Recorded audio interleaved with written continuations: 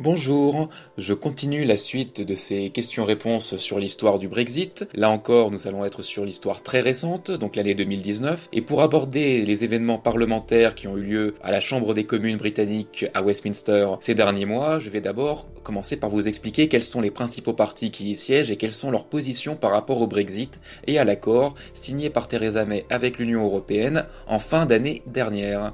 Question. Quels sont les principaux partis représentés à la Chambre des communes? Réponse. La seule chambre réellement élue et décisionnaire du Parlement britannique est la Chambre des communes qui compte 650 sièges, dont un président, qui est actuellement Monsieur John Bercow. Début janvier, il y avait 317 députés conservateurs, 250 travaillistes, 34 nationalistes écossais du Scottish National Party dit SNP, 11 libéraux démocrates, 10 du Democratic Union Party ou DUP d'Irlande du Nord, et le reste des députés dans d'autres petits partis. Les conservateurs et le DUP forment une alliance majoritaire, les autres formations constituant l'opposition, et tous les partis d'opposition peuvent être considérés comme étant anti-Brexit. L'autre chambre du Parlement britannique, qui n'est pas élue et qui est en réalité surtout consultative, c'est la Chambre des Lords, qui peut faire des amendements consultatifs, faire retarder un peu les projets de loi votés par la Chambre des communes, mais pas beaucoup plus. Question. Quelle est la position du Parti travailliste sur le Brexit? Réponse. Officiellement, le Parti travailliste dirigé par Jeremy Corbyn ne se dit pas contre le Brexit, mais voudrait que le Royaume-Uni reste dans l'Union douanière européenne et donc que le pays ne récupère pas vraiment sa souveraineté sur ses frontières. Aussi, le Parti travailliste, aussi appelé le Labour en anglais, veut un référendum pour confirmer l'accord final, en espérant sans doute que le peuple britannique vote contre, ce qui ouvrirait la voie à une annulation du Brexit, avec en plus une sorte de légitimité électorale pour le faire, selon eux. Une grosse moitié des députés travaillistes sont très Remainers, autrement dit pour le maintien du Royaume-Uni dans l'Union européenne, et ils sont prêts à voter une annulation directe du Brexit par révocation de l'article 50. Donc l'article 50 qu'on a vu dans de précédentes vidéos. A l'inverse, une petite minorité de députés travaillistes sont pro-Brexit ou Brexiteurs, mais ceux qui sont prêts à aller jusqu'à une sortie sans accord de l'Union européenne se comptent sur les doigts des deux mains. Question. Quelles sont les positions des députés du Parti conservateur? Réponse.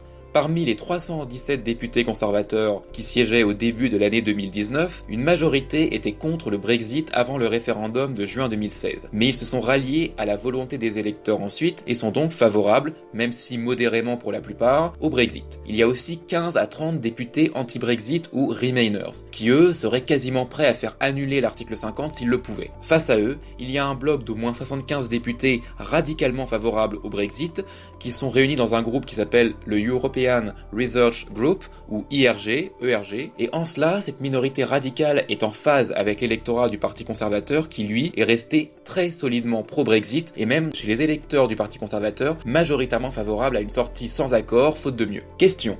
Qu'est-ce que le Democratic Union Party ou DUP et quelles sont ses positions? Réponse. Le parti nord-irlandais, fidèle au Royaume-Uni, est modérément pro-Brexit, à ceci près que si l'alternative devait être un choix entre un Brexit avec l'accord de Theresa May, et donc, comme on l'a vu dans une précédente vidéo, avec une possible frontière entre l'Irlande du Nord et la Grande-Bretagne, une suggestion qui avait été faite par l'Union européenne et ses négociateurs dont Michel Barnier, et bien si l'alternative c'était ça ou alors pas d'accord du tout, et bien le DUP aurait préféré la sortie sans accord, parce que eux ne veulent absolument pas qu'il y ait une frontière même temporaire entre l'Irlande du Nord et la Grande-Bretagne, parce que ça pourrait amener à une séparation de l'Irlande du Nord, de la Grande-Bretagne, du Royaume-Uni et la réunification avec l'Irlande du Sud, et ça, les loyalistes nord-irlandais sont absolument contre. Par contre, le DUP n'est pas contre un maintien du Royaume-Uni dans le marché commun, puisque dans ce cas, il n'y aurait ni frontière réelle entre l'Irlande du Nord et la Grande-Bretagne, ni entre l'Irlande du Nord et l'Irlande du Sud. A l'inverse, au Parti conservateur, les radicaux du Brexit veulent absolument sortir du marché commun. Donc on a affaire avec le DUP, avec un parti qui peut soutenir une sortie de l'Union européenne sans accord, qui peut